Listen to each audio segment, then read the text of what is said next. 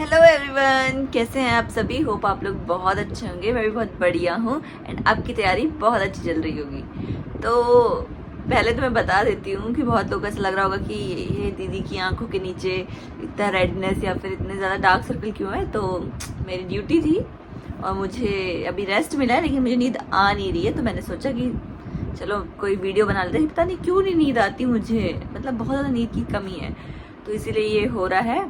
And फिर मैंने सोचा कि क्या करूँ, बोर हो रही थी। तो फिर मैंने सोचा कि चलो एक वीडियो बना लेते हैं उन लोगों के लिए जो लोग अभी अभी मतलब बिगिनर्स हैं, और बहुत सारे लोग ऐसे हैं जो अपना कोर्स कंप्लीट करके बैठे हैं एंड दे डोंट नो कि मॉक टेस्ट क्या होता है। मॉक टेस्ट पता भी है तो उनको पता नहीं है कि इसकी इंपॉर्टेंस क्या होती है, इसको लगाते कैसे है। ठीक है, तो आज मैं आपके सामने एक ऐसी वीडियो को लेके आई हूँ जिसमें मैं आपको बताऊंगी कि मॉक टेस्ट से आपको क्या फायदे हैं एंड मॉक टेस्ट लगाने का सही तरीका एंड मॉक टेस्ट लगाते टाइम आपको कौन कौन सी बातों का ध्यान रखना है। ओके, तो स्टार्ट करते हैं। तो सबसे पहले जिन लोगों को नहीं पता है, एवरीवन नोज, पर मैं फिर भी बता देती हूँ। मॉक टेस्ट एक ऐसा टेस्ट है जो आपको एकदम रियल एग्जाम लाइक सिचुएशन में आपको फील कराएगा अगर आप सीरियस है तो। ओके, तो देखियो, जैसे ऐसा होता है ना कि आपने कोई टॉपिक पढ़ लिया या आपने पूरा कोर्स कर लिया, लेकिन उसके बाद आपको कॉन्फिडेंस आ गया, हाँ मैं तो एग्जाम कर लूंगा। लेकिन जो भी मैंने आपको बताया है, एसएससी है, एसएससी के जो एग्जाम्स हैं वो बिना मॉक टेस्ट के हो नहीं सकती, क्योंकि टाइम मैनेजमेंट ये सब कुछ बहुत ज़रूरी है। एंड बाकी बहुत लोग ये भी सोचते हैं कि यार मॉक टेस्ट लगा के मैं टाइम वेस्ट क्यों करूँ, तो मैं कुछ पढ़ लूंगा।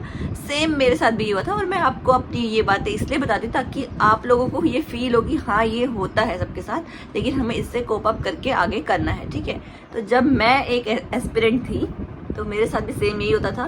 स्टार्टिंग में तो मैंने सिर्फ यही सोचा था कि यार मॉक टेस्ट कौन लगाए, टाइम वेस्ट कैसे होगा, इतना कौन करेगा, कैसे मैं 1 घंटा बैठ पाऊंगी मॉक टेस्ट में, मतलब कैसे मैं इतना सीरियसनेस के साथ लगाऊं।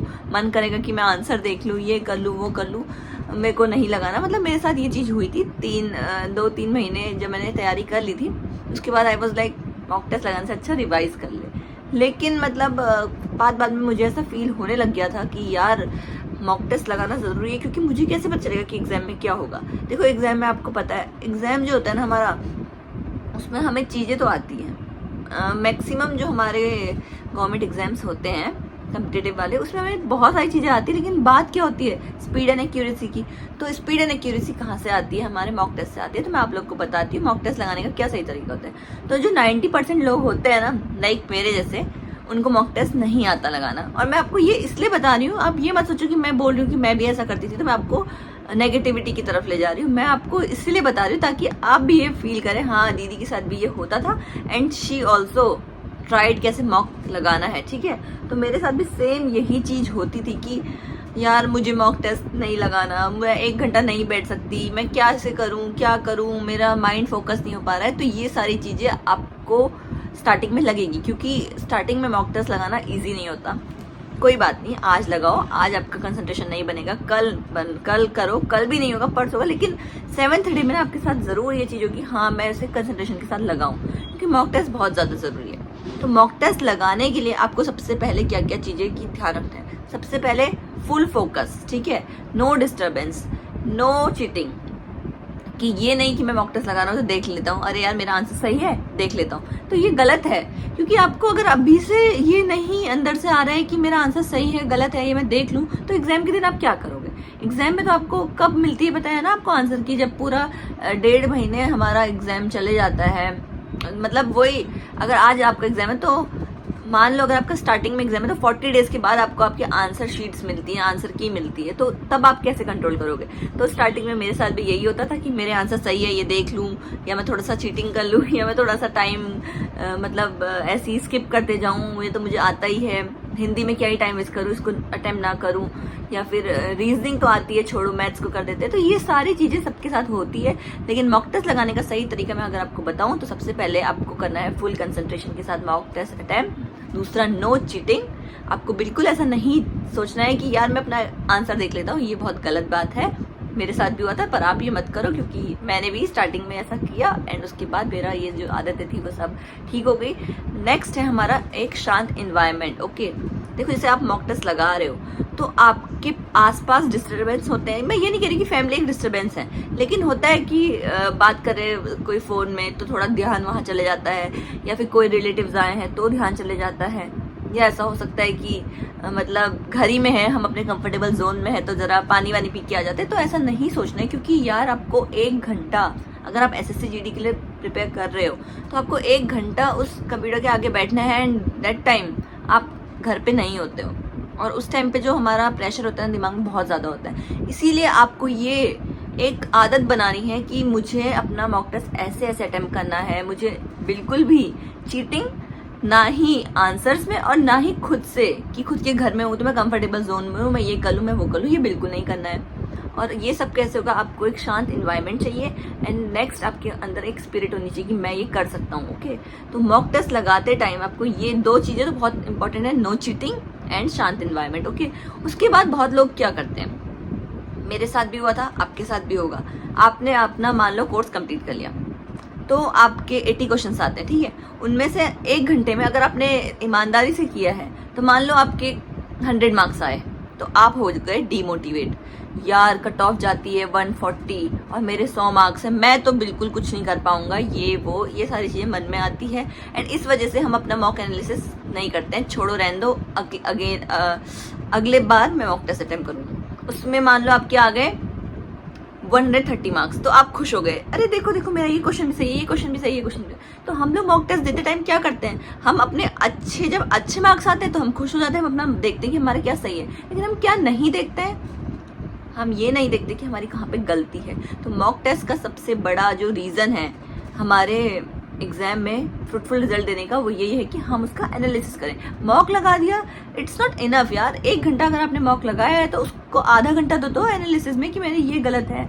मान लो आपकी रीजनिंग में सब कुछ सही है तो कोई प्रॉब्लम नहीं है, मैथ्स में 2 क्वेश्चन गलत है तो वो 2 क्वेश्चन या तो नोट करो या फिर उसका टॉपिक नोट करो कि मेरे ये गलती है। उसके बाद हिंदी या इंग्लिश उसमें गलत है तो उसको भी नोट करो, GK GS करंट अफेयर्स गलत है या स्टैटिक GK गलत है तो इसको नोट करो। जब तक आप नोट नहीं करोगे आपका एनालिसिस बिल्कुल जीरो है। इसीलिए मैंने ये वीडियो बनाई है, क्योंकि 90% लोगों को मॉक देना तो आता है पर उसको एनालिसिस करना या उससे कैसे हमें एक स्ट्रेंथ मिलती है ये नहीं आता। होता है यार, मेरे साथ भी हुआ है कि आपके कम मार्क्स आएंगे तो आपको ऐसा लगेगा कि यार मेरे को कुछ नहीं आता, साइड कर दिया मॉक और चले गए अपने काम पे। ये नहीं करना है। और अच्छे मार्क्स आए तो हम सोचते हैं वाओ अच्छे मार्क्स आए। तो देखो मॉक टेस्ट का जो लेवल है ना वो हमेशा चेंज होते रहता है। ऐसा नहीं है कि आज अगर इजी आए तो कल हार्ड आएगा, हार्ड आए तो इजी आएगा, मतलब ये चेंज होता रहता है। आज इजी होगा तो कल हार्ड हो सकता है, परसों मीडियम लेवल का हो सकता है। इसीलिए ना ज़्यादा एक्साइटेड होना है और ना ही ज़्यादा डिप्रेस फील करना है। दोनों ही टाइम अगर आपके मार्क्स अच्छे आए हैं या गंदे आए हैं, दोनों में ही आपको एनालिसिस पक्का करना है, क्योंकि बिना एनालिसिस के आपका मॉक टेस्ट लगाने का कोई भी फायदा नहीं है। तो ये बात आप समझ लीजिए। एंड थर्ड हम बात करते हैं कि उसका किस टाइम आपको मॉक लगाना है। तो देखो आपको पता है एसएससी के जो एग्जाम होते हैं वो कैसे शिफ्ट में होते हैं, मॉर्निंग, आफ्टरनून एंड इवनिंग। तो आपको इन्हीं शिफ्ट में, मान लो कि आज आप 8 से 10 में 8 से 9 बजे तक कोई एग्जाम मतलब मॉक टेस्ट अटेम्प्ट कर रहे हैं, ठीक है। तो कल आप करिए 10 से 12 वाले स्लॉट में, या 10 से 12 इसलिए बोल रही हूँ कि मतलब एंट्री एंड ऑल ये करते करते 2 घंटे लग जाते हैं और आपको पता है एग्जाम तो 1 घंटे का होता है। तो आज आपने 8 से 10 वाले स्लॉट में किया तो कल 10 से 12 में कीजिए। उसके बाद 1 से 3 वाले में करिए, 3 से 5 वाले में करिए, 5 से 7 में करिए। हर स्लॉट में आपको मॉक टेस्ट अटेम्प्ट करना है, ताकि आपके दिमाग जो मसल मेमोरी होती है ना उसमें ये बने रहे कि हाँ मैंने मॉक टेस्ट अटेम्प्ट किया था। क्योंकि देखो गर्मियों का टाइम भी हो सकता है, जाड़ों का टाइम भी हो सकता है, दिन का टाइम होता है सबको नींद आती है, सुबह का टाइम होता है सबको नींद आती है। तो आपको सारे टाइम स्लॉट में कैसे हमें मॉक अटेम्प्ट करना है वो आदत भी होनी चाहिए। तो अभी मैं कंक्लूजन में आती हूँ कि आपको किन किन बातों का ध्यान रखना है। सबसे पहले मॉक टेस्ट अटेम्प्ट करना है विदाउट चीटिंग एंड विदाउट काम चोरी, कि ये मेरा घर है और मैं इधर जाता हूँ उधर जाता हूँ, तो ये चीज़ नहीं करनी है। ना चीटिंग आपको आंसर्स में करनी है एंड ना चीटिंग आपको अपनी लाइफ से करनी है कि मतलब मैं अपना मॉक टेस्ट ऐसे अटेम्प्ट कर रहा हूँ कि ये तो मेरा घर है। ओके, नेक्स्ट चीज़ है कि एक शांत इन्वायरमेंट में आपको मॉक टेस्ट अटेम्प्ट करना है। एंड लास्टली आपको मॉक टेस्ट अटेम्प्ट करने के बाद उसका फुल एनालिसिस करना है। इसके साथ साथ आपको मॉक टेस्ट कैसे टाइम पे अटेम्प्ट करना है, एक ऐसे टाइम पे जो एसएससी के टाइम स्लॉट्स होते हैं, ठीक है। तो इन सभी चीज़ों से आपको बहुत ज़्यादा हेल्प मिलेगी एंड आपको बहुत ज़्यादा अपलिफ्टमेंट मिलेगा। देखो मार्क्स कम आए या ज़्यादा आए, दोनों ही में आपको बिल्कुल भी टेंशन नहीं लेना है, ना ही ज़्यादा एक्साइटमेंट होना है। एक्साइटमेंट अगर आपको हो गई तो फिर आप ऐसा ही करोगे कि अरे मेरे को सब आता है, और अगर टेंशन हो गया तब भी नहीं हो पाएगा। तो इसीलिए आपको नॉर्मल एंड काम बिहेव करना है अपने टेस्ट के साथ भी, और उसके बाद रिवीजन करना है, एनालिसिस करना है एंड इसके बाद आपको बहुत अच्छे से अपना रिवीजन करके सिलेक्शन लेना है। ओके, तो वीडियो आपको अच्छी लगे तो like, comment, share and subscribe. Thank you so much. जय हिंद।